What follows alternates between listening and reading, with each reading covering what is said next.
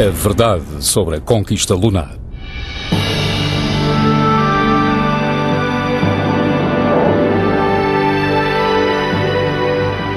No século XXI, uma das maiores proezas do homem continua a provocar controvérsia.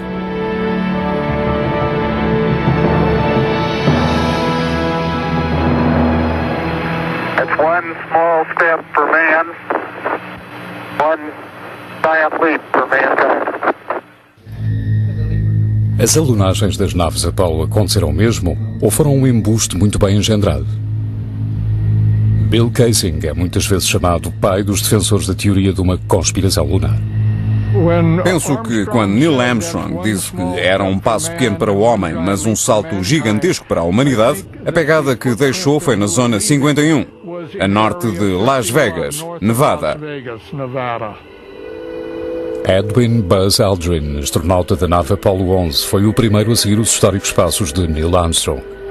Sou totalmente pela liberdade de expressão, mas penso que as pessoas têm de ser responsáveis quando, intencionalmente e em seu benefício, pensam em enganar os jovens, que são os futuros dirigentes do mundo.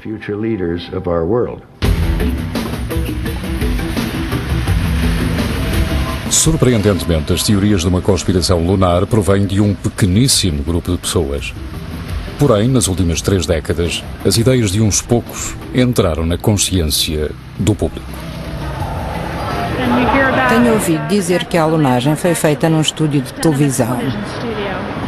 Havia um fundo negro com estrelas a fingir.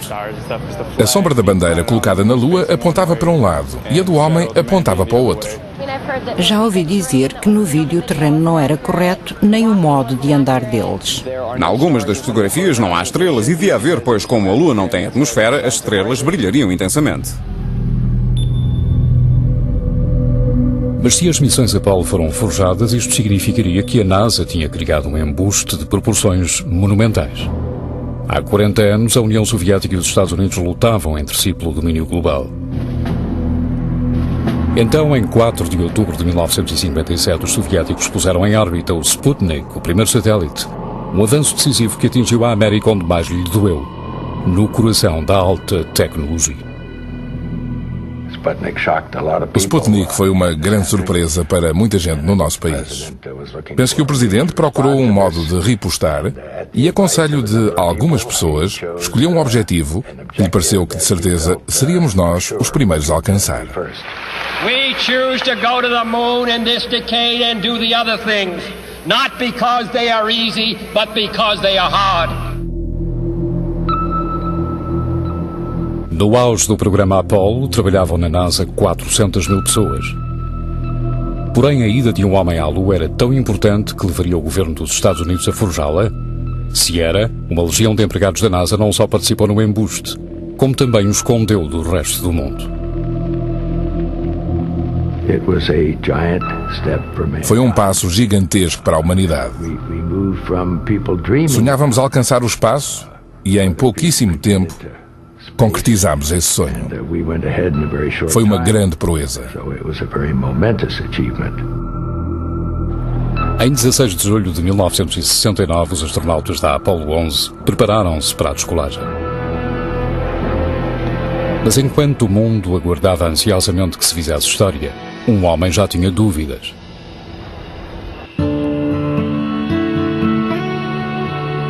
Durante a década de 60, Bill Kaysing foi diretor de publicações técnicas na Rocketdyne, a empresa que ajudou a fabricar os foguetões Apollo.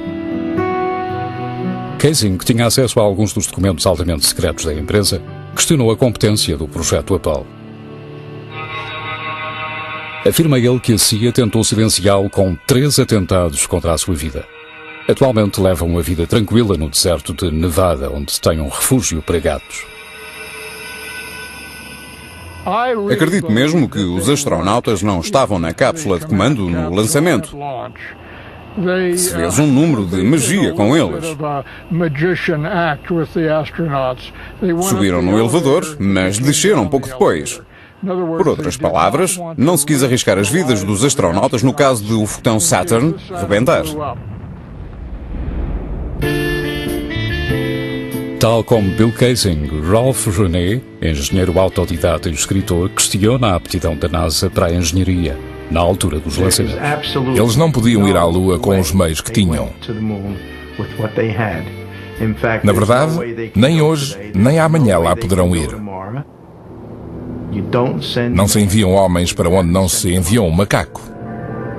Mas se a NASA não pôs um homem na Lua, teve de forjar provas. E são as imagens divulgadas pela NASA que mais têm alimentado as teorias de uma conspiração.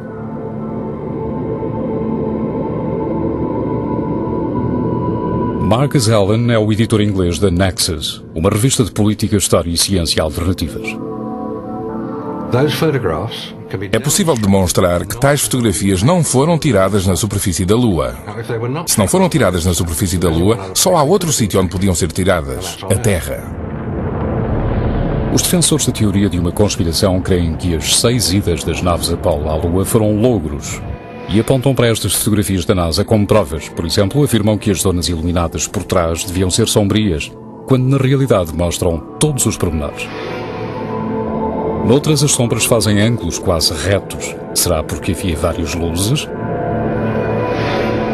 Em nenhuma das fotografias da Apollo se vê um único vestígio de estrelas, apesar de terem sido tiradas no espaço.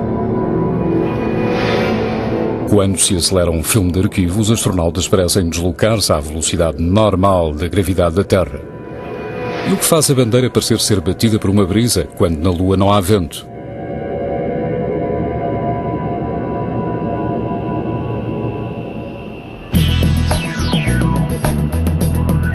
Para averiguar estas afirmações de que houve uma conspiração, recorremos aos nossos conhecimentos técnicos de cineastas para criarmos um cenário lunar. Escolhemos os pináculos de Trona, uma zona desértica a 4 horas de Hollywood, a casa do cinema. O nosso cenário lunar será usado como pano de fundo, não para forjarmos as nossas alunagens, mas sim para desafiarmos as teorias de um lobo. E embora não possamos reproduzir a intensidade do Sol na noite do deserto, a nossa única luz de estúdio é bastante potente para as nossas experiências. Pondo à prova alguns dos argumentos de uma conspiração mais famosos, poderemos acabar de vez com as teorias de fraude?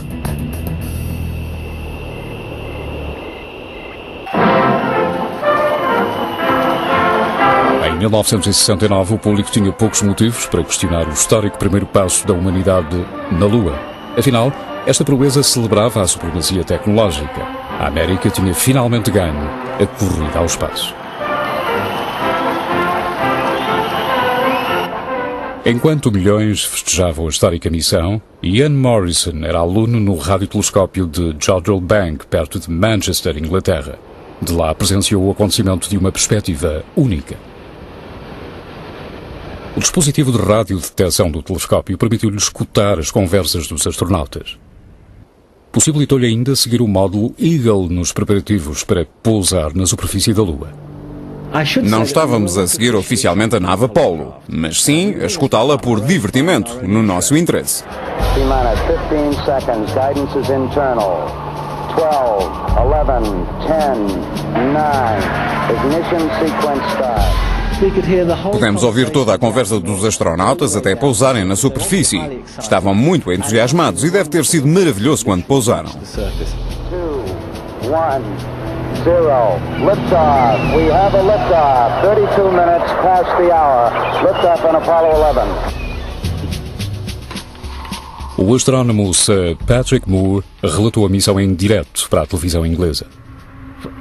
Desde o alvorecer da humanidade que sonhamos ir a outros mundos. Aquela era a primeira vez que se concretizava esse sonho. Foram momentos empolgantes, claro, e também de grande tensão. Eu conhecia Neil e Buzz. Como não havia possibilidade de salvamento, se a alunagem corresse mal, eles não poderiam regressar, e esse pensamento era insuportável. Os defensores da teoria de uma conspiração afirmam que a NASA enfrentava um grande desafio com a sua primitiva tecnologia da década de 60. Apenas 14 meses antes da missão Apollo 11, Neil Armstrong pilotou num ensaio um protótipo do veículo da lunagem. O resultado foi desastroso. Por azar, ele perdeu o domínio do veículo, mas por sorte conseguiu ejetar-se antes de este se desfazer em chamas.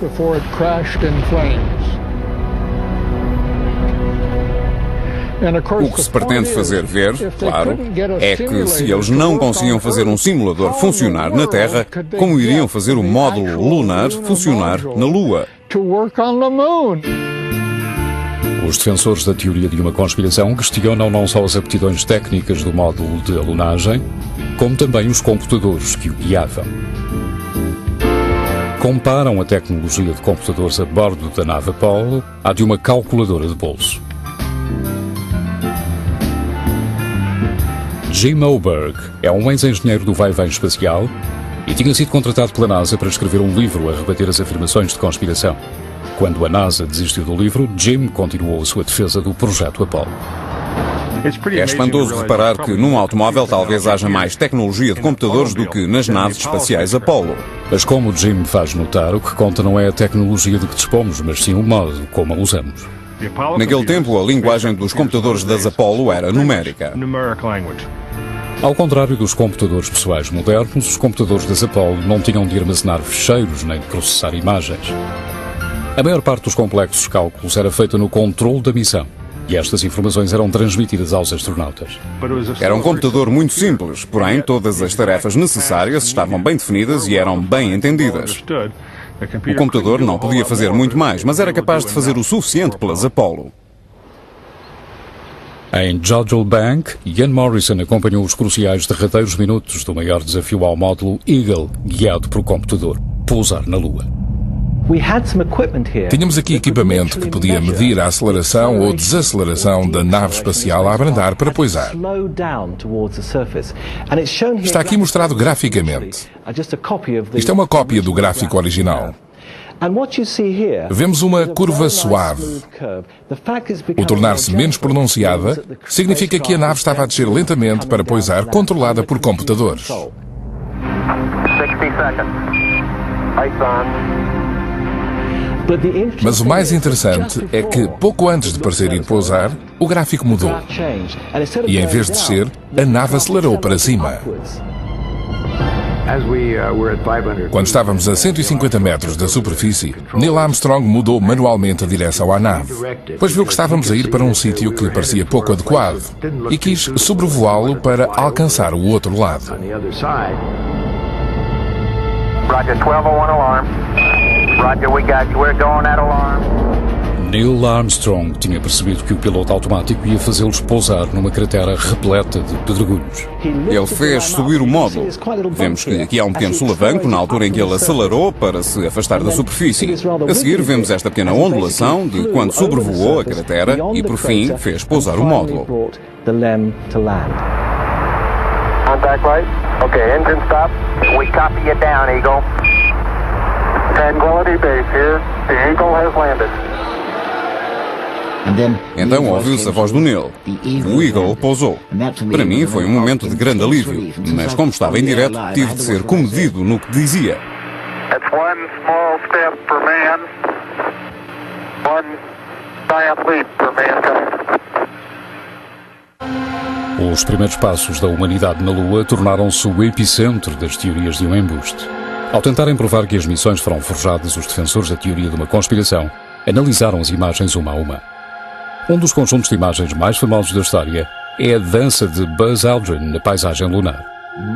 Quase ao fim de 2 horas e meia diante da câmara de televisão, pude saltitar de um lado para o outro e demonstrar os diferentes métodos de deslocação. Devido às restrições do olfato espacial, os movimentos eram como que ao retardador. Mas os defensores da teoria de uma conspiração afirmam que estas imagens foram filmadas num estúdio e emitidas a meia velocidade.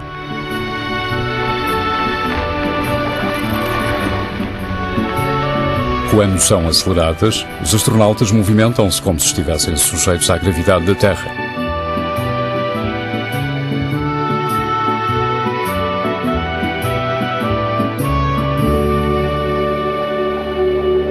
No nosso cenário lunar, o nosso astronauta vestiu uma réplica fiel de um fato da Apollo 11. Se os defensores da teoria de uma conspiração tiverem razão, poderemos reproduzir os movimentos na gravidade lunar, mostrando-o ao retardador.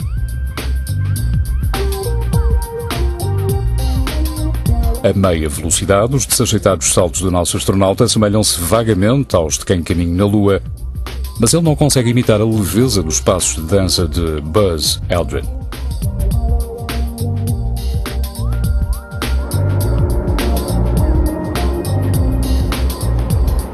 A NASA enfrentou os seus desafios ao tentar preparar os astronautas para a vida no espaço. Há diversos modos de suspender uma pessoa e amparar-lhe até 1/6 do peso, usando roldanas ou fazendo-a caminhar numa plataforma inclinada. Outro dos métodos preferidos da NASA era o voo em parábola, ou como os astronautas lhe chamavam, o cometa dos vômitos. Subindo e mergulhando numa série de arcos, um avião pode simular gravidade reduzida durante 30 segundos. Estas sessões serviam para ensaiar os fatos espaciais.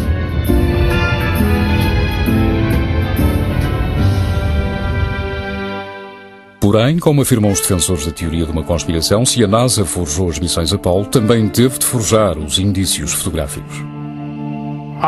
Não creio que os astronautas pudessem ter tirado as maravilhosas fotografias que a NASA apresentou como tendo sido tiradas na Lua. Havia muitos impedimentos naturais. Além disso, eles envergavam luvas, situação que naturalmente lhes estorvava os movimentos, e também não tinham iluminação. Ralph René crê que a concepção dos fatos espaciais Apollo impediria os astronautas de tirar fotografias na Lua. Ele concebeu uma máquina para luvas espaciais que reproduz os efeitos do espaço no corpo. In the near vacuum of space, the gases within his body would immediately expand. Vou fazer o vácuo nesta câmara que construí. Pus lá dentro uma luva. E para provar que a flexibilidade que os fatos e as luvas deles pareciam ter é impossível. Agora, posso lá pôr a mão e mexê-la para todos os lados. Posso agarrar, fechar o punho, levantá-la e baixá-la, mas se ligar este comutador e fizer o vácuo na câmara... À medida que o ar é retirado da máquina, vai sendo mais difícil mexer a luva. A luva já não quer mexer-se. Não consigo dobrá-la para trás, mal consigo vergá-la para baixo e não consigo manter o punho fechado. E nunca se poderia. Com uma luva, como poderia alguém pegar em pequenos parafusos e porcas, como eles eram mostrados a fazer, ou carregar no disparador de uma câmara? Jay Windley, um experiente engenheiro aeroespacial, tem na internet um site dedicado a rebater as teorias de uma conspiração lunar. É tão apaixonado por este assunto que se dedicou a desafiar mesmo as teorias mais insistentes. Isto é uma câmara Hasselblad EL500, fabricada especialmente para as missões lunares. Era presa ao fato espacial com esta baioneta. A câmara tinha em redor da base e da parte traseira um suporte no qual deslizava até esta unidade de comando para que o astronauta pudesse trabalhar com as mãos sem ter de pensar na câmara. As câmaras lunares não tinham visor porque os capacetes dos astronautas os impediam de olhar para baixo para enquadrar a fotografia. Podíamos apontar a câmara para onde quiséssemos sem ter de espreitar por um visor. Mas, segundo os defensores da teoria de uma conspiração, este problema não podia ser resolvido. Numa câmara Hasselblad, o disparador está aqui. Não se consegue vê-lo dentro dos capacetes que os astronautas tinham. Assim, como sabiam que tinham tirado uma fotografia? Como sabiam que tinham o dedo no disparador? Como sabiam que tinham carregado no disparador? O disparador, que normalmente é um botão muito pequeno, foi feito com um tamanho grande para se poder premi-lo com uma luva de astronauta. Além de fatos interiores pressurizados, havia outros meios que ajudavam os astronautas a trabalhar com a câmara. Esta lente Zeiss-Weygand foi dotada destas pequenas saliências para que o astronauta pudesse sempre manipulá-la, mesmo usando luvas. Pode ser rodada nos dois sentidos. O anel de focagem foi dotado de pontos fixos que correspondem a perto, meia distância, longe e infinito. Assim, o astronauta não tinha de reparar se estava a 2,5 metros ou a 3 metros do assunto a fotografar. Não tinha de medir cuidadosamente essa distância. Richard Underwood foi quem ensinou aos astronautas da Apollo a arte da fotografia lunar. Já no início se sabia que, quando regressassem daquela viagem, eles seriam heróis nacionais. Mas as fotografias, se fossem boas, viveriam para sempre. Eu só lhes dizia que o caminho para a imortalidade era a qualidade das fotografias, nada mais. Deviam esquecer tudo o mais. Foi dito aos astronautas que levassem as câmaras lunares para onde quer que fossem e praticassem. Levaram-nas para casa para fotografar os amigos, os familiares, os churrascos, os acontecimentos desportivos e todos os tipos de coisas. Ficaram a conhecer bem as câmaras. Todos os tripulantes sabiam trabalhar com elas. E os resultados no filme foram espantosos.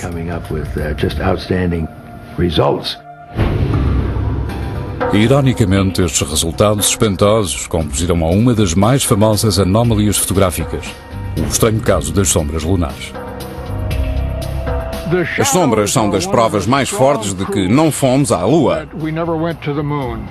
Se virmos bem as fotografias apresentadas pela NASA como genuínas, notaremos que em muitas delas as sombras não são paralelas.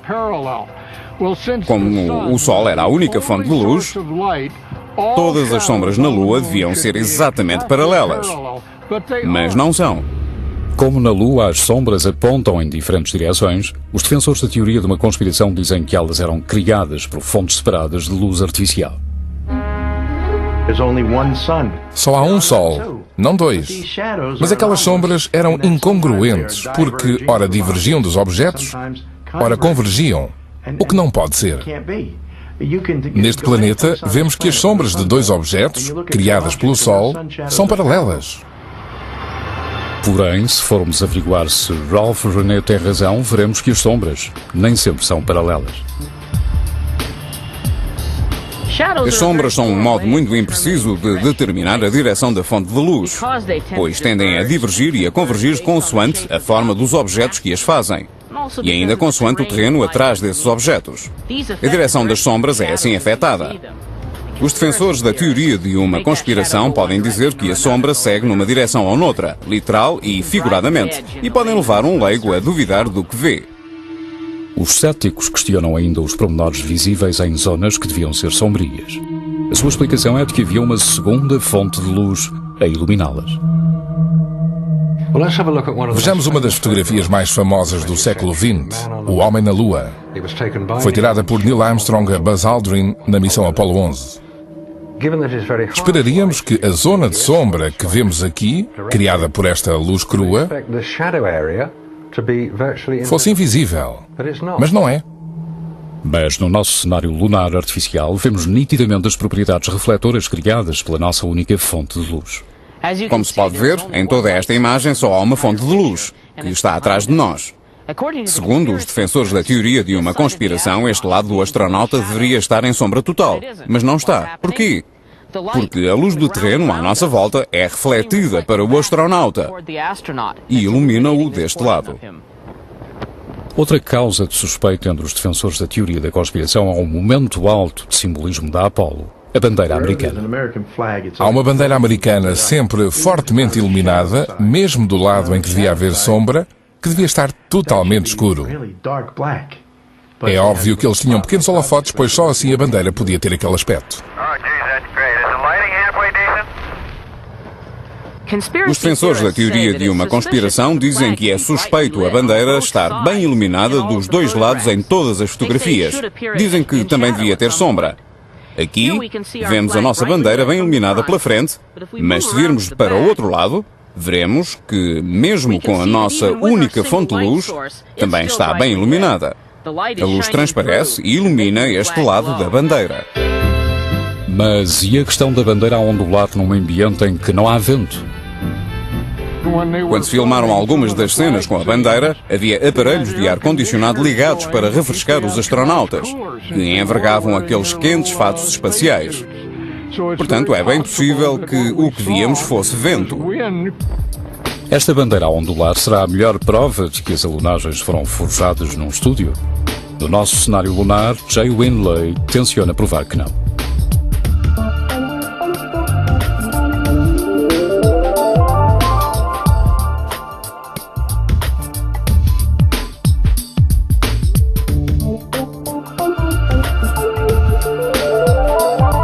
A colocação das bandeiras da Apollo deu aos defensores da teoria de uma conspiração que eles creem que seja a sua carta vencedora. O que vejo é um adejar, causado por pressões variáveis de vento. Portanto, a fotografia não poderia ter sido tirada na Lua, por muito que os apologistas digam que foi ou isto ou na Lua à brisa. Apesar de todos os preparativos na Terra, Neil Armstrong e Buzz Aldrin não sabiam o que esperar quando foram colocar a bandeira. A colocação da bandeira na Lua foi realmente um momento alto de simbolismo da missão. Não foi uma coisa ensaiada. Neil sabia onde a bandeira estava guardada. Fomos buscá-la e juntámos as duas peças.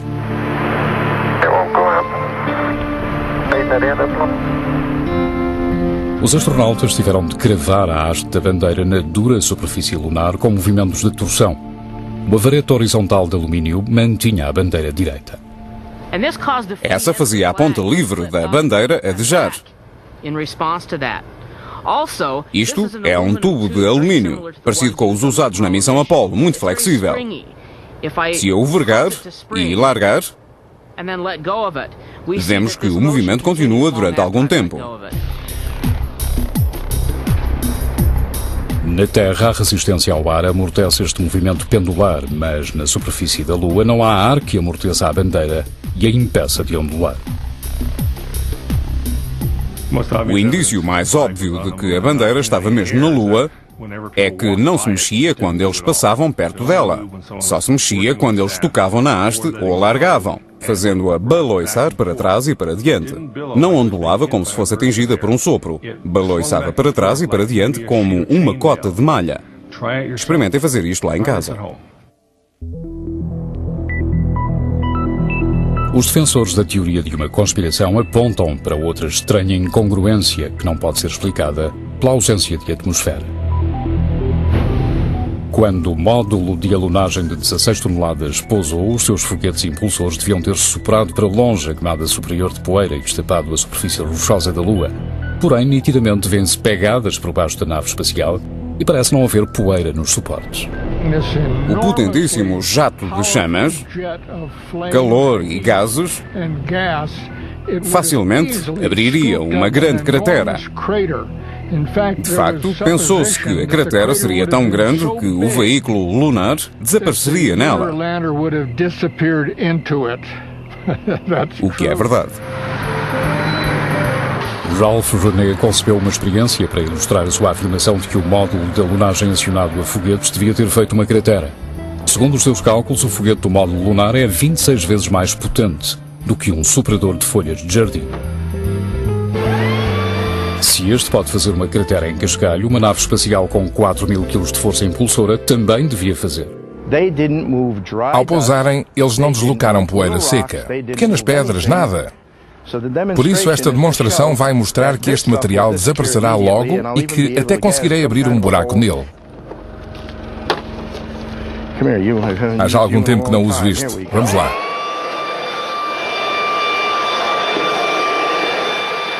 Se René tiver razão, a superfície lunar, tal como este monte de cascalho, apresentaria sinais visíveis de ter sido afetado.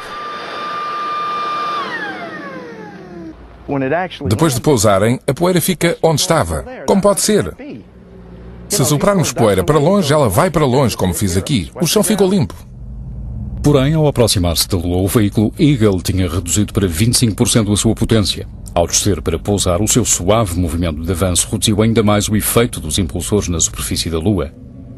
E um olhar mais atento a algumas das fotografias revela que, de facto, a alunagem afetou uma finíssima camada de poeira, mas não o suficiente para esta cobrir os suportes do módulo. Mas a poeira não é o único elemento que falta nas provas fotográficas. Como na Lua não há condições meteorológicas, esperaríamos uma vista espetacular do espaço, porém nas fotografias da Apollo não há estrelas. Felizmente para mim e para os que procuram apurar a verdade, eles não tiraram fotografias das estrelas. Bill Kaysing está convencido de que isto foi uma decisão consciente da NASA. Os astrónomos poderiam facilmente perceber que as posições das estrelas não eram as que apareceriam numa fotografia tirada na Lua. Assim, é mais um caso em que se ignorou um pormenor por não se poder forjá-lo.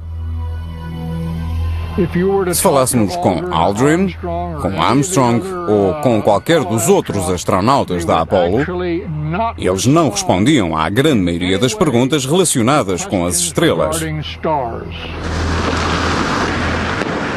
When you looked up at the sky, could you actually see the stars and the solar corona in spite of the glare?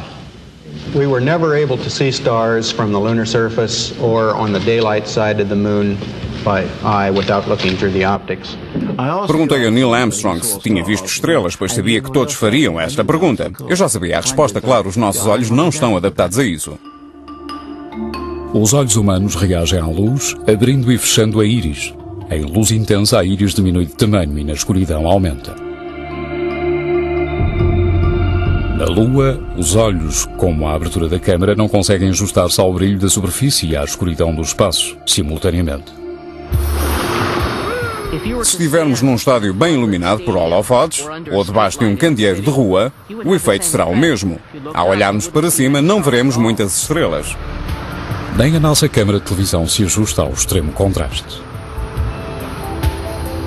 No nosso cenário lunar, Jay Windley vai fazer uma experiência na esperança de rebater um dos grandes argumentos dos defensores da teoria de conspiração. Vamos ver se, fotografando o céu noturno com uma câmara idêntica carregada com um filme idêntico, apanharemos estrelas. Vou tirar aqui. Reparem que não espreito por um visor, apenas aponto a objetiva. A experiência de Jay bastará para invalidar os argumentos dos defensores da teoria de conspiração. Na manhã seguinte, os negativos são revelados num laboratório profissional de Los Angeles.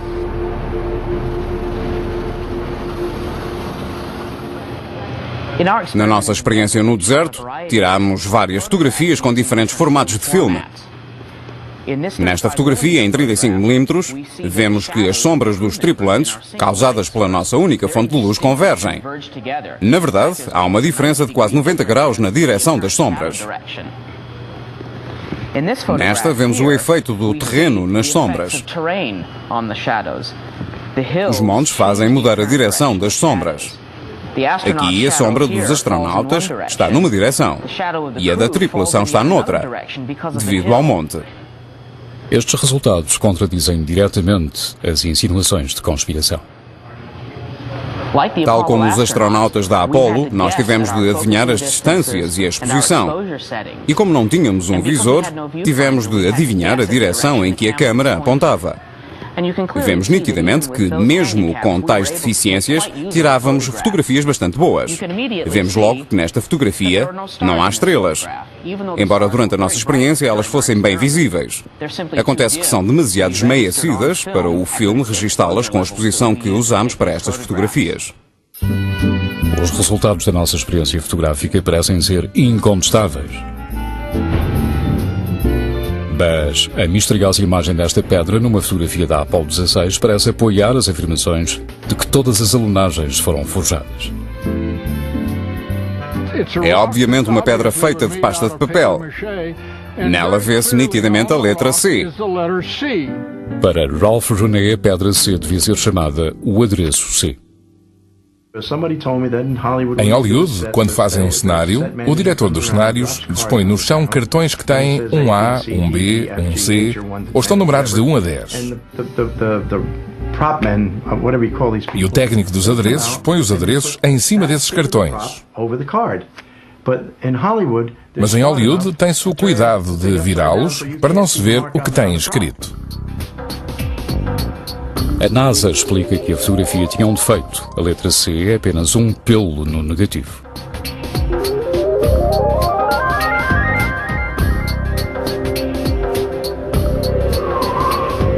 Mas esta explicação não satisfaz o editor Marcus Allen. Ele crê que seria impossível qualquer destas fotografias sobreviver a uma viagem de ida e volta à Lua. Era uma câmara desprotegida num ambiente desprotegido. Porém, os filmes, as fotografias que vimos, não acusam nenhum sinais de radiação. Em 1998, a IMAX começou a fazer um filme sobre a construção da Estação Espacial Internacional. Levaram as câmaras para o espaço no vai-vem. Tinham carregadores de filme de 70 mm, por acaso o mesmo que foi usado nas câmaras Hasselblad da Apollo. Esse filme tinha de ser protegido e foi em caixas revestidas de chumbo. Segundo os defensores da teoria de uma conspiração, a radiação era o último obstáculo insuperável. Não só destruiria o filme, como também mataria os astronautas. O campo magnético da Terra protege-a de grandes quantidades de radiação, mas os defensores da teoria de conspiração creem que, para lá desta zona, nas profundezas do espaço, os astronautas seriam vulneráveis aos efeitos mortíferos da radiação. A Lua é continuamente atingida pelo terrível calor do Sol. E, claro, há a radiação cósmica e ainda os micrometeoritos, que se deslocam a 96 mil km por hora e que atravessariam a câmara, o filme e os astronautas.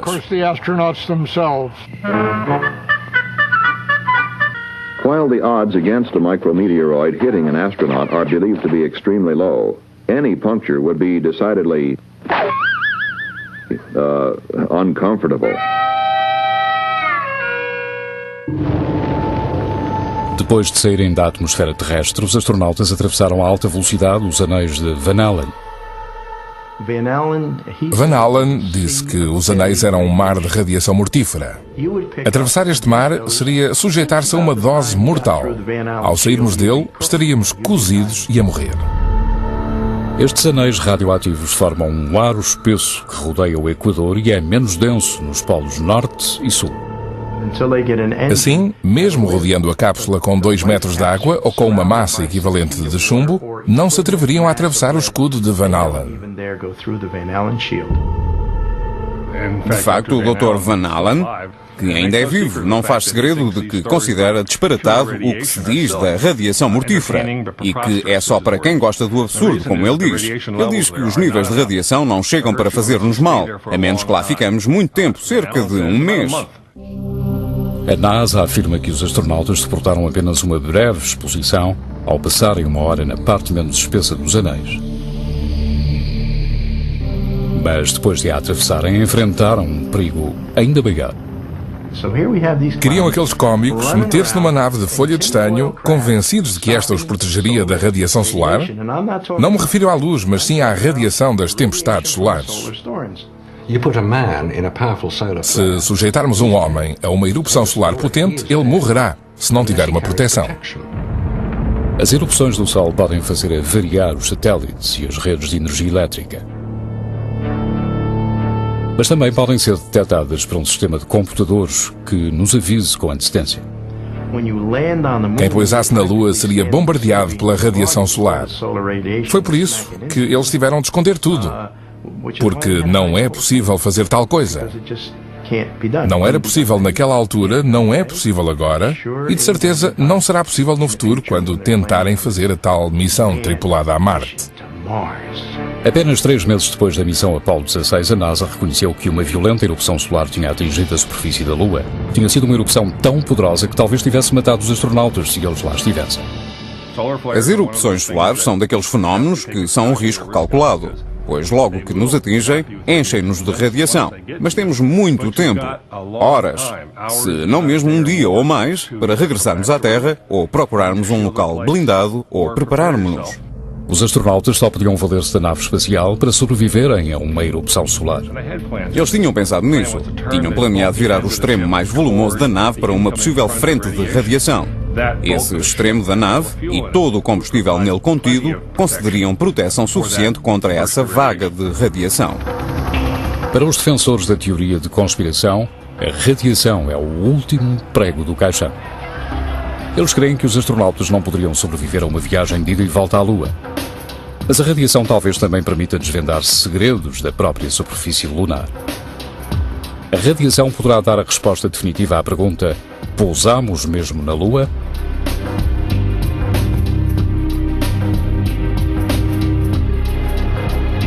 Ao todo, as missões Apollo trouxeram mais de 382 quilos de solo e rochas lunares. Estas amostras foram distribuídas a laboratórios de todo o mundo. No Centro Independente de Geocronologia de Berkeley, Califórnia, o geólogo Paul Genet estuda amostras de rochas lunares há 10 anos. O seu maior interesse são estes pequenos grânulos de vidro da superfície da Lua criados pelo calor intenso da queda de um meteorito. Os grânulos que temos analisado são pequenas bolas de vidro, parecidas com o magma que há na Terra, embora tenham arrefecido rapidamente e tenham tomado a forma de esferas de vidro, essencialmente uniformes. Porém, contrariamente aos grânulos encontrados na lava vulcânica terrestre solidificada, a ausência de gravidade da Lua produz grânulos maiores e mais redondos. Pusemos neste disco de cobre 145 desses grânulos da Lua. O disco será colocado numa câmara de amostragem que vemos aqui. Usando um sistema de aquecimento a laser para libertar os gases encerrados nos grânulos, Paul Genet procura indícios de radiação cósmica a fim de obter pistas relativas à idade e à origem dos grânulos.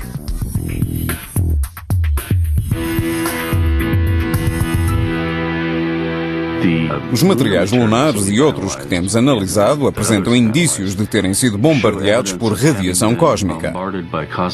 Essa radiação não existe na Terra porque a nossa atmosfera nos protege muito eficazmente dela.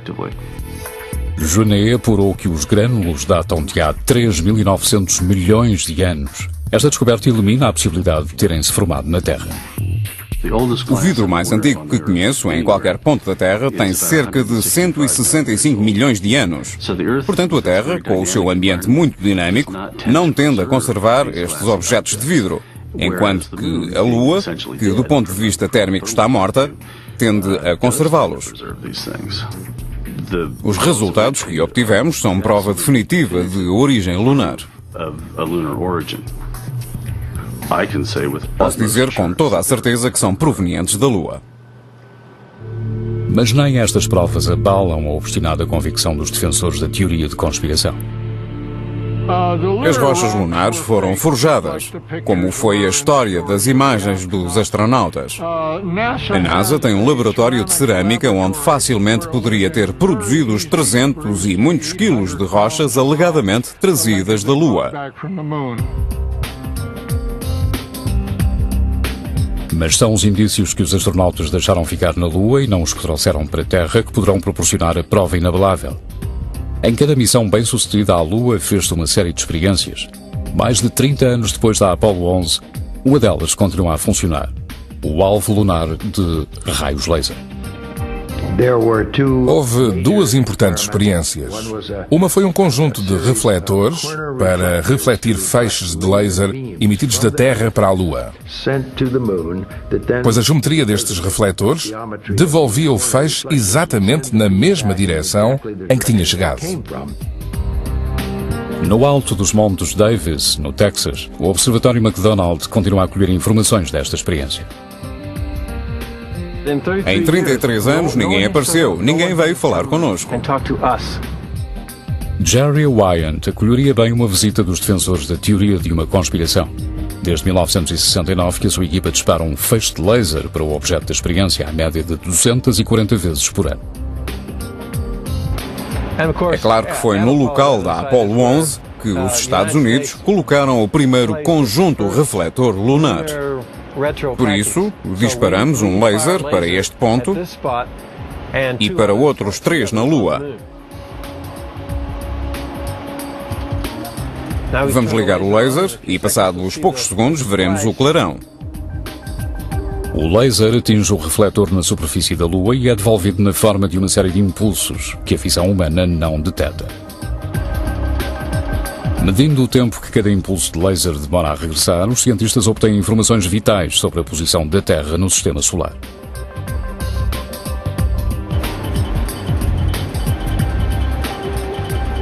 Esta luz não provém da Lua.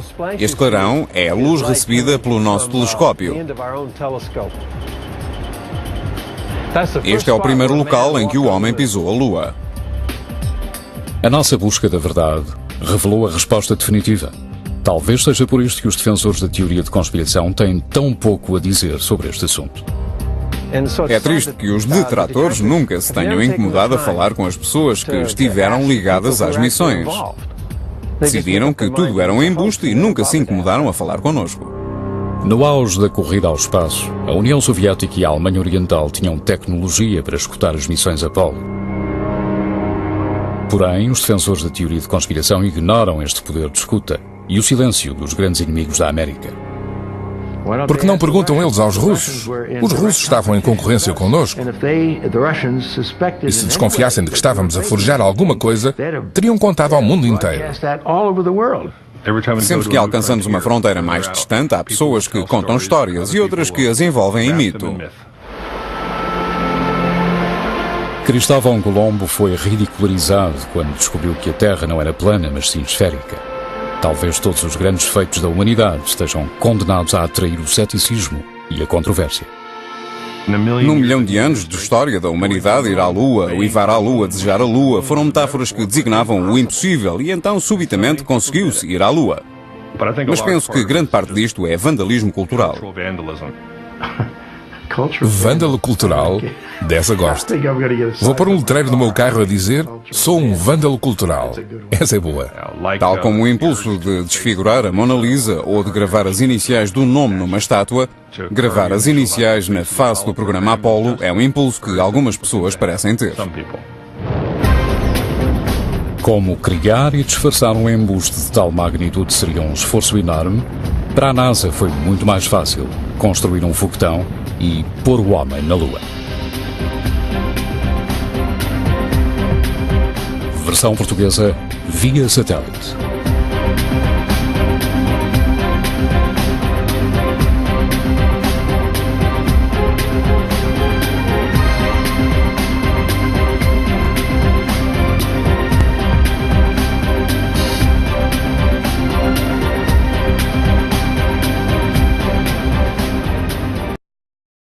Nós tivemos de adivinhar as distâncias e a exposição. E como não tínhamos um visor, tivemos de adivinhar a direção em que a câmara apontava. Vemos nitidamente que, mesmo com tais deficiências, tirávamos fotografias bastante boas. Vemos logo que nesta fotografia não há estrelas, embora durante a nossa experiência elas fossem bem visíveis. Acontece que são demasiado esmaiecidas para o filme registá-las com a exposição que usamos para estas fotografias. Os resultados da nossa experiência fotográfica parecem ser incontestáveis. Mas a misteriosa imagem desta pedra numa fotografia da Apollo 16 parece apoiar as afirmações de que todas as alunagens foram forjadas. É obviamente uma pedra feita de pasta de papel. Nela vê-se nitidamente a letra C. Para Ralph René, a pedra C devia ser chamada o adereço C. Em Hollywood, quando fazem um cenário, o diretor dos cenários dispõe no chão cartões que têm um A, um B, um C, ou estão numerados de 1 a 10. E o técnico dos adereços põe os adereços em cima desses cartões. Mas em Hollywood tem-se o cuidado de virá-los para não se ver o que tem escrito. A NASA explica que a fotografia tinha um defeito. A letra C é apenas um pelo no negativo.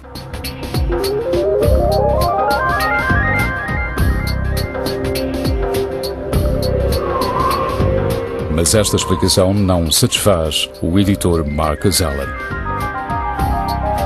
Ele crê que seria impossível qualquer destas fotografias sobreviver a uma viagem de ida e volta à Lua. Era uma câmara desprotegida num ambiente desprotegido. Porém, os filmes, as fotografias que vimos, não acusam nenhum sinais de radiação. Em 1998, a IMAX começou a fazer um filme sobre a construção da Estação Espacial Internacional. Levaram as câmaras para o espaço no vai-vem. Tinham carregadores de filme de 70mm, por acaso o mesmo que foi usado nas câmaras Hasselblad da Apollo. Esse filme tinha de ser protegido e foi em caixas revestidas de chumbo.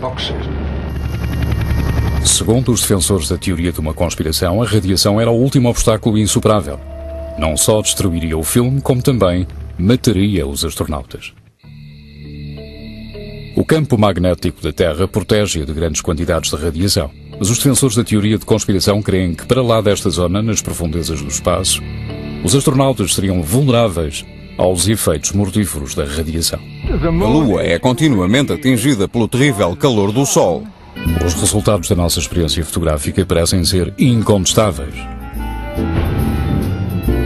Mas a misteriosa imagem desta pedra numa fotografia da Apollo 16 parece apoiar as afirmações de que todas as alienagens foram forjadas. É obviamente uma pedra feita de pasta de papel. Nela vê-se nitidamente a letra C. Para Ralph René, a pedra C devia ser chamada o adereço C. Em Hollywood, quando fazem um cenário, o diretor dos cenários dispõe no chão cartões que têm um A, um B, um C, ou estão numerados de 1 a 10. E o técnico dos adereços põe os adereços em cima desses cartões. Mas em Hollywood tem-se o cuidado de virá-los para não se ver o que tem escrito. A NASA explica que a fotografia tinha um defeito. A letra C é apenas um pelo no negativo.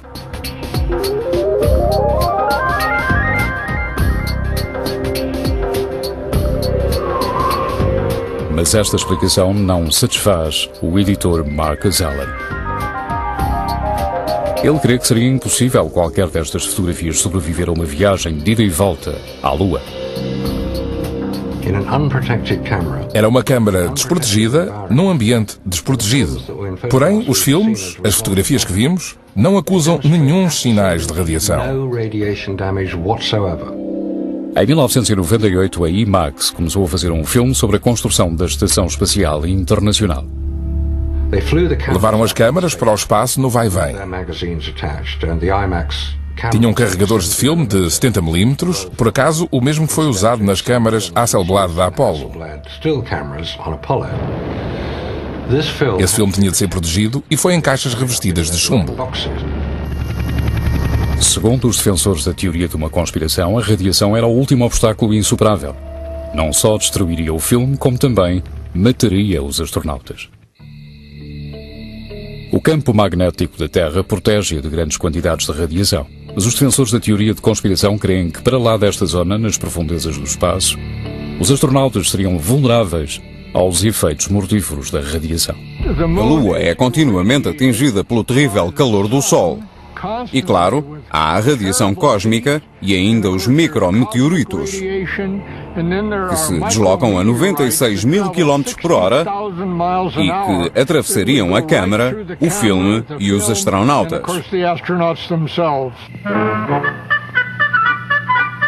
While the odds against a micrometeoroid hitting an astronaut are believed to be extremely low, any puncture would be decidedly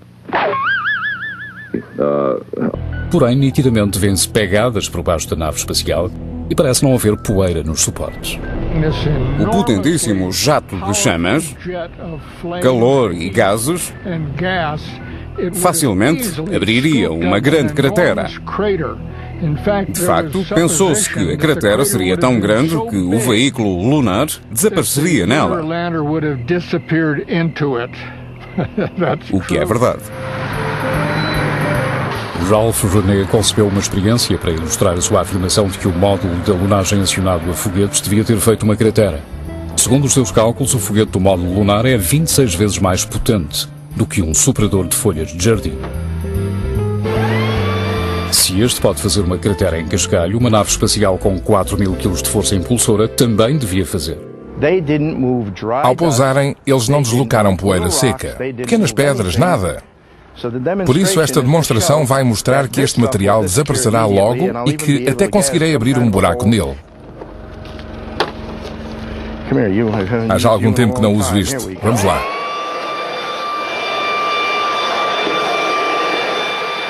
Se René tiver razão, a superfície lunar, tal como este monte de cascalho, apresentaria sinais visíveis de ter sido afetado. Depois de pousarem, a poeira fica onde estava. Como pode ser? Se soprarmos poeira para longe, ela vai para longe, como fiz aqui. O chão ficou limpo. Porém, ao aproximar-se da Lua, o veículo Eagle tinha reduzido para 25% a sua potência. Ao descer para pousar, o seu suave movimento de avanço reduziu ainda mais o efeito dos impulsores na superfície da Lua. E um olhar mais atento a algumas das fotografias revela que, de facto, a alunagem afetou uma finíssima camada de poeira, mas não o suficiente para esta cobrir os suportes do módulo. Mas a poeira não é o único elemento que falta nas provas fotográficas. Como na Lua não há condições meteorológicas, esperaríamos uma vista espetacular do espaço, porém nas fotografias da Apollo não há estrelas. Felizmente para mim e para os que procuram apurar a verdade, eles não tiraram fotografias das estrelas. Bill Kaysing está convencido de que isto foi uma decisão consciente da NASA. Os astrónomos poderiam facilmente perceber que as posições das estrelas não eram as que apareceriam numa fotografia tirada na Lua. Assim, é mais um caso em que se ignorou um pormenor por não se poder forjá-lo. Se falássemos com Aldrin, com Armstrong ou com qualquer dos outros astronautas da Apollo, eles não respondiam à grande. Além disso, eles envergavam luvas. Situação que naturalmente lhes estorvava os movimentos. E também não tinham iluminação. Ralph René crê que a concessão dos fatos espaciais Apollo impediria os astronautas de tirar fotografias na Lua. Ele concebeu uma máquina para luvas espaciais que reproduz os efeitos do espaço no corpo. In the near vacuum of space, the gases within his body would immediately expand. Vou fazer o vácuo nesta câmara que construí. Pus lá dentro uma luva. E para provar que a flexibilidade que os fatos e as luvas deles pareciam ter é impossível. Agora, posso lá pôr a mão e mexê-la para todos os lados. Posso agarrar, fechar o punho, levantá-la e baixá-la, mas se ligar este comutador e fizer o vácuo na câmara... À medida que o ar é retirado da máquina, vai sendo mais difícil mexer a luva. A luva já não quer mexer-se. Não consigo dobrá-la para trás, mal consigo vergá-la para baixo e não consigo manter o punho fechado. E nunca se poderia. Com uma luva, como poderia alguém pegar em pequenos parafusos e porcas, como eles eram mostrados a fazer, ou carregar no disparador de uma câmara? Jay Windley, um experiente engenheiro aeroespacial, tem na internet um site dedicado a rebater as teorias de uma conspiração lunar. É tão apaixonado por este assunto que se dedicou a desafiar mesmo as teorias mais insistentes. Isto é uma câmara Hasselblad EL500, fabricada especialmente para as missões lunares. Era presa ao fato espacial com esta baioneta. A câmara tinha em redor da base e da parte traseira um suporte no qual deslizava até esta unidade de comando para que o astronauta pudesse trabalhar com as mãos sem ter de pensar na câmara. As câmaras lunares não tinham um visor porque os capacetes dos astronautas os impediam de olhar para baixo para enquadrar a fotografia. Podíamos apontar a câmara para onde quiséssemos, sem ter de espreitar por um visor. Mas, segundo os defensores da teoria de uma conspiração, este problema não podia ser resolvido. Numa câmara Hasselblad, o disparador está aqui. Não se consegue vê-lo dentro dos capacetes que os astronautas tinham. Assim, como sabiam que tinham tirado uma fotografia? Como sabiam que tinham o dedo no disparador? Como sabiam que tinham carregado no disparador? O disparador, que normalmente é um botão muito pequeno, foi feito com um tamanho grande para se poder premi-lo com uma luva de astronauta. Além de fatos interiores pressurizados, havia outros meios que ajudavam os astronautas a trabalhar com a câmara. Esta lente Zeiss-Weygand foi dotada destas pequenas saliências para que o Surpreendentemente, as teorias de uma conspiração lunar provêm de um pequeníssimo grupo de pessoas. Porém, nas últimas 3 décadas, as ideias de uns poucos entraram na consciência do público. Tenho ouvido dizer que a alunagem foi feita num estúdio de televisão. Havia um fundo negro com estrelas a fingir. A sombra da bandeira colocada na Lua apontava para um lado e a do homem apontava para o outro. Já ouvi dizer que no vídeo o terreno não era correto, nem o modo de andar deles. Em algumas das fotografias não há estrelas e de haver, pois como a Lua não tem atmosfera, as estrelas brilhariam intensamente. Mas se as missões Apollo foram forjadas, isto significaria que a NASA tinha criado um embuste de proporções monumentais. Há 40 anos, a União Soviética e os Estados Unidos lutavam entre si pelo domínio global. Então, em 4 de outubro de 1957, os soviéticos puseram em órbita o Sputnik, o primeiro satélite. Um avanço decisivo que atingiu a América onde mais lhe doeu, no coração da alta tecnologia. O Sputnik foi uma grande surpresa para muita gente no nosso país. Penso que o Presidente procurou um modo de ripostar e, a conselho de algumas pessoas, escolheu um objetivo que lhe pareceu que, de certeza, seríamos nós os primeiros a alcançar. We choose to go to the moon in this decade and do the other things, not because they are easy, but because they are hard. No auge do programa Apollo, trabalhavam na NASA 400 mil pessoas. Porém, a ida de um homem à Lua era tão importante que levaria o governo dos Estados Unidos a forjá-la. Se era, uma legião de empregados da NASA não só participou no embuste, como também o escondeu do resto do mundo. Foi um passo gigantesco para a humanidade. Sonhávamos alcançar o espaço e, em pouquíssimo tempo, concretizámos esse sonho. Foi uma grande proeza. Em 16 de julho de 1969, os astronautas da Apollo 11 prepararam-se para a descolagem. Mas enquanto o mundo aguardava ansiosamente que se fizesse história, um homem já tinha dúvidas.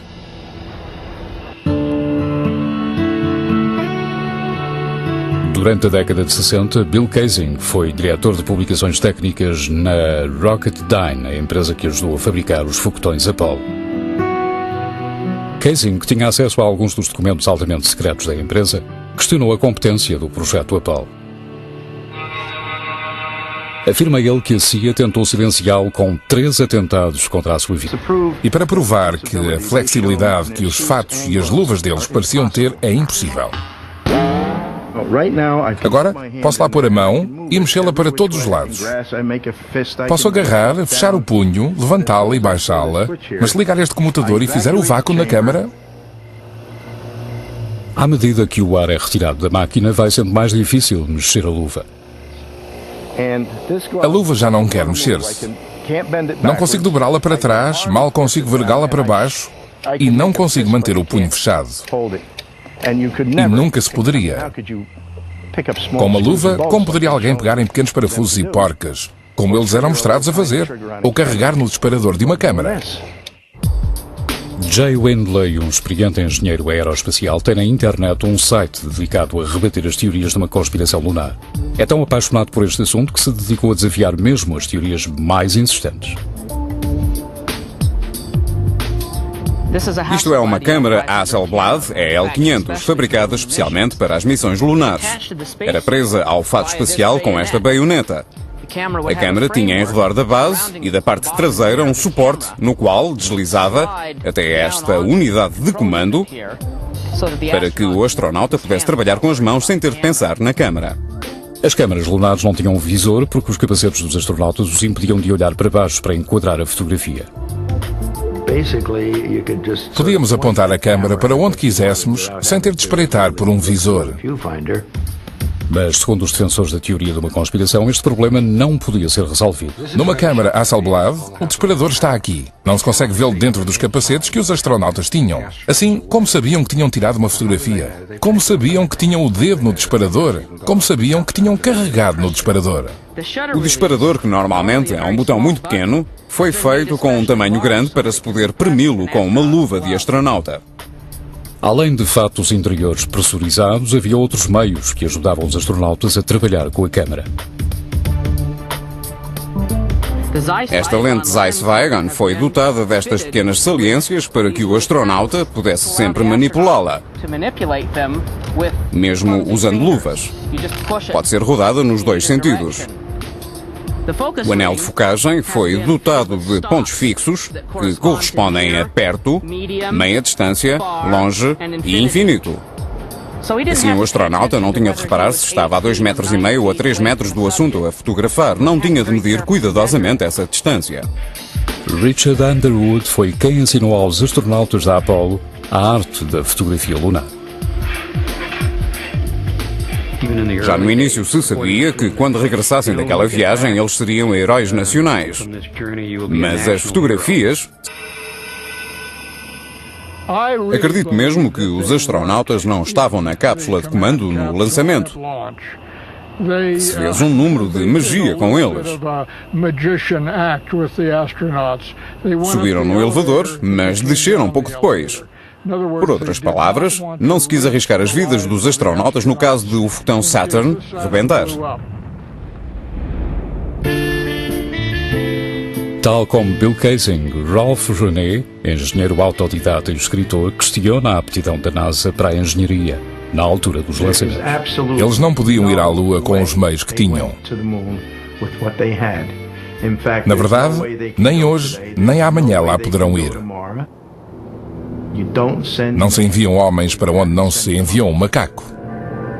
Mas se a NASA não pôs um homem na Lua, teve de forjar provas. E são as imagens divulgadas pela NASA que mais têm alimentado as teorias de uma conspiração.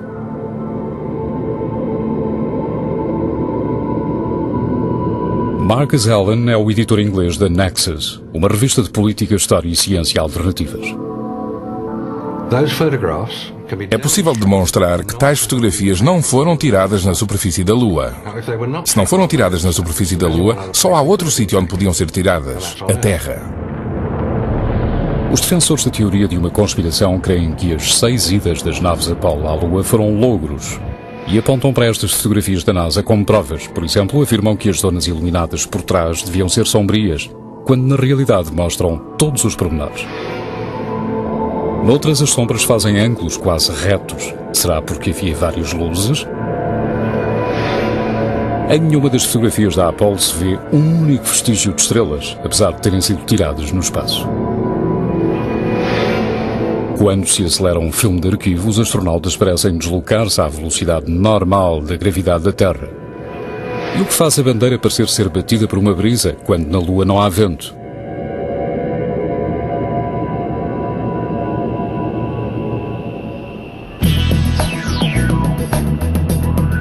Para averiguar estas afirmações de que houve uma conspiração, recorremos aos nossos conhecimentos técnicos de cineastas para criarmos um cenário lunar. Escolhemos os pináculos de Trona, uma zona desértica a 4 horas de Hollywood, a casa do cinema. O nosso cenário lunar será usado como pano de fundo, não para forjarmos as nossas alunagens, mas sim para desafiarmos as teorias de um lobo. E embora não possamos reproduzir a intensidade do Sol na noite do deserto, a nossa única luz de estúdio é bastante potente para as nossas experiências. Pondo à prova alguns dos argumentos de uma conspiração mais famosos, poderemos acabar de vez com as teorias de fraude? E não consigo manter o punho fechado. E nunca se poderia. Com uma luva, como poderia alguém pegar em pequenos parafusos e porcas, como eles eram mostrados a fazer, ou carregar no disparador de uma câmara?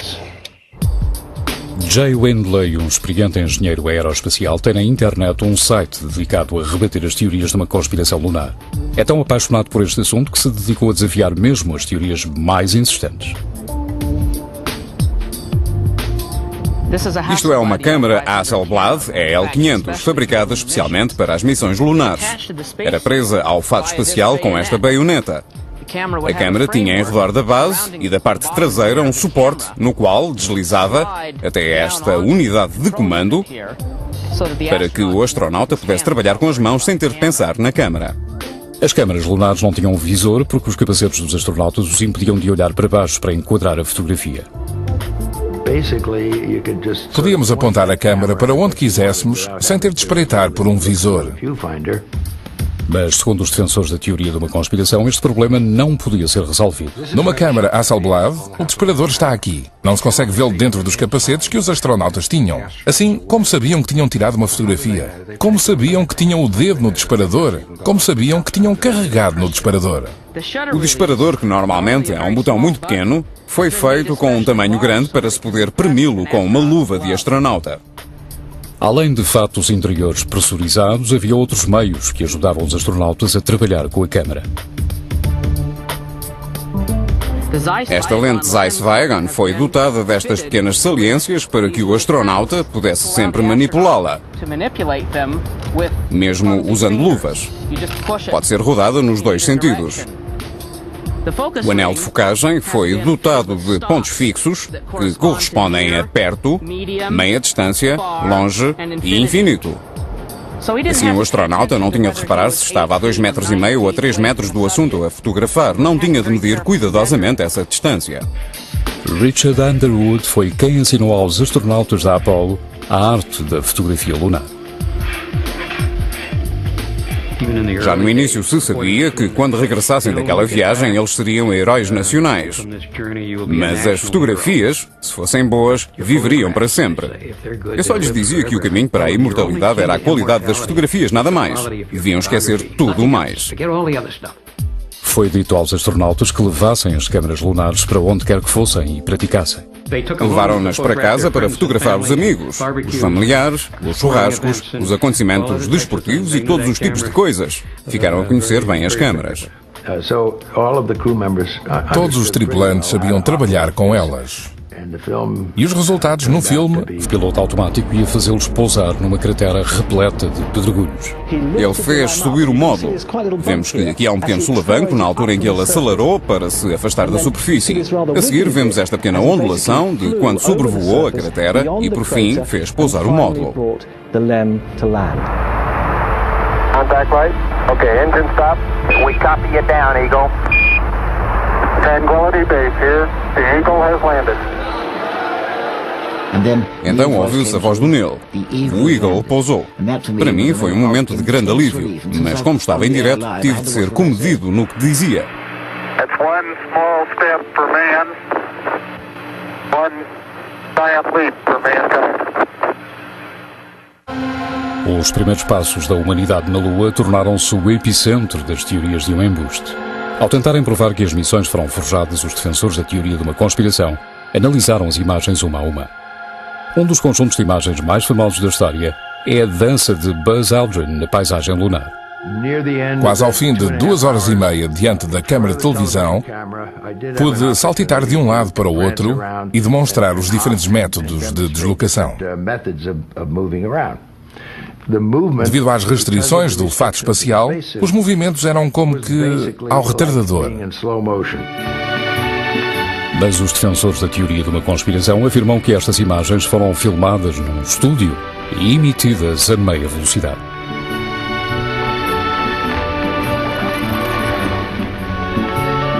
Quando são aceleradas, os astronautas movimentam-se como se estivessem sujeitos à gravidade da Terra.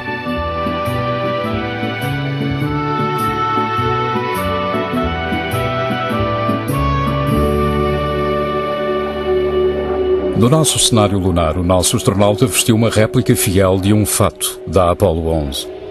Se os defensores da teoria de uma conspiração tiverem razão, poderemos reproduzir os movimentos na gravidade lunar, mostrando-o ao retardador.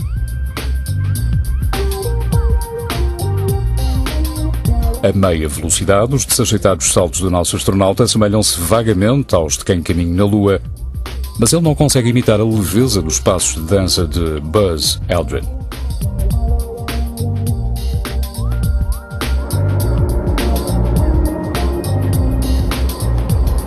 A NASA enfrentou os seus desafios ao tentar preparar os astronautas para a vida no espaço.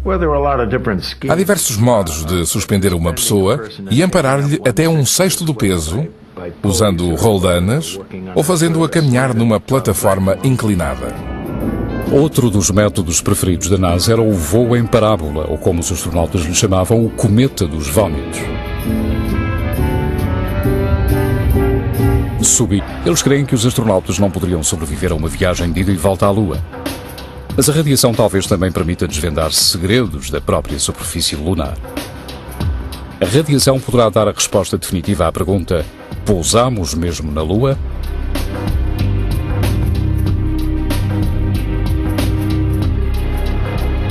Ao todo, as missões Apollo trouxeram mais de 382 kg de solo e rochas lunares. Estas amostras foram distribuídas a laboratórios de todo o mundo. No Centro Independente de Geocronologia de Berkeley, Califórnia, o geólogo Paul Jonet estuda amostras de rochas lunares há 10 anos. O seu maior interesse são estes pequenos grânulos de vidro da superfície da Lua criados pelo calor intenso da queda de um meteorito. Os grânulos que temos analisado são pequenas bolas de vidro, parecidas com o magma que há na Terra, embora tenham arrefecido rapidamente e tenham tomado a forma de esferas de vidro, essencialmente uniformes. Porém, contrariamente aos grânulos encontrados na lava vulcânica terrestre solidificada, a ausência de gravidade da Lua produz grânulos maiores e mais redondos. Pusemos neste disco de cobre 145 desses grânulos da Lua. O disco será colocado numa câmara de amostragem que vemos aqui. Usando um sistema de aquecimento a laser para libertar os gases encerrados nos grânulos, Paul Jonet procura indícios de radiação cósmica a fim de obter pistas relativas à idade e à origem dos grânulos.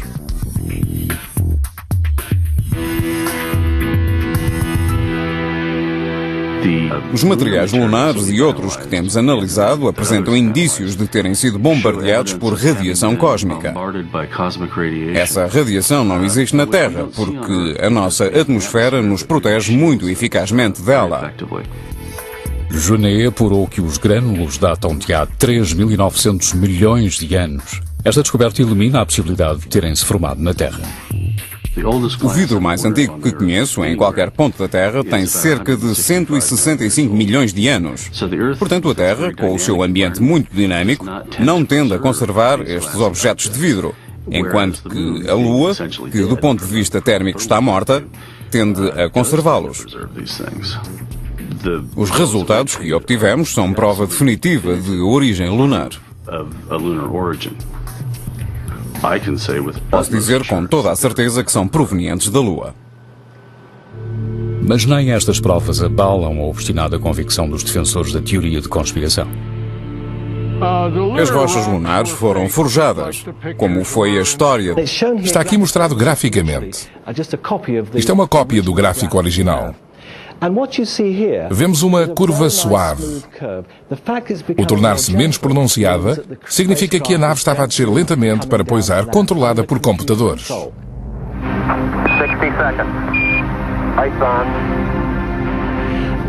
Mas o mais interessante é que, pouco antes de parecer ir pousar, o gráfico mudou.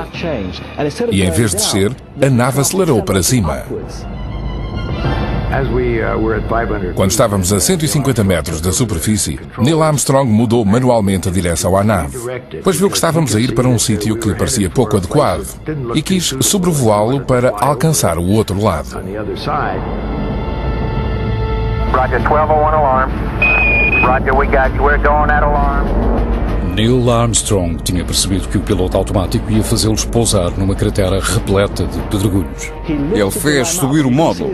Vemos que aqui há um pequeno solavanco na altura em que ele acelerou para se afastar da superfície. A seguir vemos esta pequena ondulação de quando sobrevoou a cratera e, por fim, fez pousar o módulo. Contact light. Okay, engine stop. We copy you down, Eagle. Tranquility Base here. The Eagle has landed. Então ouviu-se a voz do Neil. O Eagle pousou. Para mim foi um momento de grande alívio, mas como estava em direto, tive de ser comedido no que dizia. It's one small step for man, one giant leap for mankind. Os primeiros passos da humanidade na Lua tornaram-se o epicentro das teorias de um embuste. Ao tentarem provar que as missões foram forjadas, os defensores da teoria de uma conspiração analisaram as imagens uma a uma. Um dos conjuntos de imagens mais famosos da história é a dança de Buzz Aldrin na paisagem lunar. Quase ao fim de 2 horas e meia diante da câmara de televisão, pude saltitar de um lado para o outro e demonstrar os diferentes métodos de deslocação. Devido às restrições do olfato espacial, os movimentos eram como que ao retardador. Mas os defensores da teoria de uma conspiração afirmam que estas imagens foram filmadas num estúdio e emitidas a meia velocidade.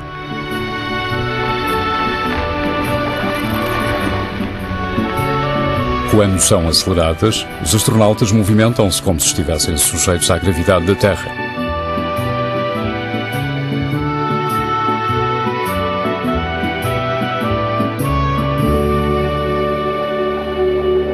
No nosso cenário lunar, o nosso astronauta vestiu uma réplica fiel de um fato da Apollo 11. Se os defensores da teoria de uma conspiração tiverem razão, poderemos reproduzir os